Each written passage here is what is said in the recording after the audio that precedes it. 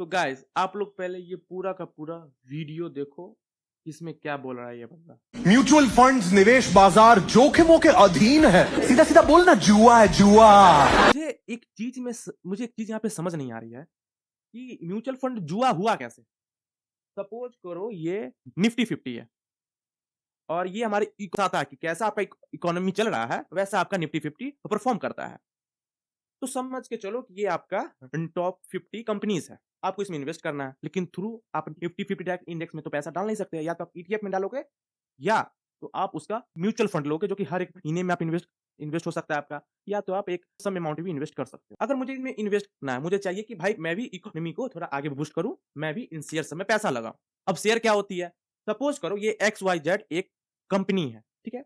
मैं देख रहा हूं ये कंपनी जो है ये बहुत तेजी से ग्रो कर रही है, मैं चाह रहा हूँ कि मुझे इसका कुछ हिस्सा मिले, मैं इसे कुछ पैसे दूं।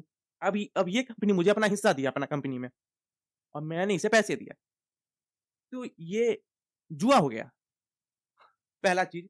अब मैं आता हूं म्यूचुअल फंड की तरफ।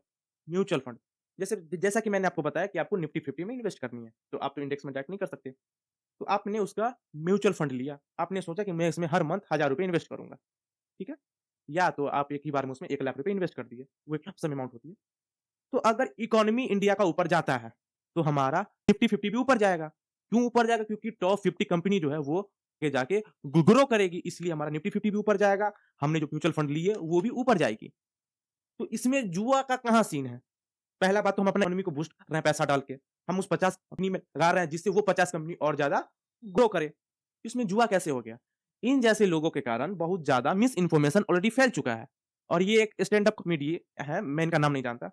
अगर ऐसे-ऐसे लोग अगर ऐसे ही बात बोलते रहेंगे, तो इससे जो अभी के यूथ हैं, जो अनएम्प्लॉयड हैं या फिर जो आने वाले यूथ हैं, उनमें क्या इमेज बनेगी? भाई आप लोग बड़े ऑडियंस वाले हो, तो कम से कम सही इन्फॉर्मेशन अगर नहीं दे सकते, तो झूठा इन्फॉर्मेशन भी तो मत दो। मुझे यहाँ पे ओवरनाइट तो करोड़पति नहीं बनना, मैं तो यहाँ इन्वेस्ट कर रहा हूँ ना, और इन्वेस्टमेंट का मतलब ये होता है कि फ्यूचर में आपको रिटर्न मिल रहा है। अगर आप लैंड ले रहे हो, तो क्या यही सोच के ना कि इन फ्यूचर हमको उससे अच्छा रिटर्न मिलेगा, इसलिए आप लैंड ले रहे हो। तो इसमें जुआ कहाँ से हो गया? इतना बड़ा ऑडियंस है भाई आपके पास और आप लोग अगर इस टाइप का मिस इन्फॉर्मेशन स्प्रेड करोगे, तो कैसे होगा यार? अगर आप हँसी के लिए ही बोले, तो आप क्या सही चीज़ को गलत बोल दोगे? ये तो कोई इस चीज़ का कोई सेंस ही नहीं हुआ। थोड़ा-सा तो यार कुछ करो।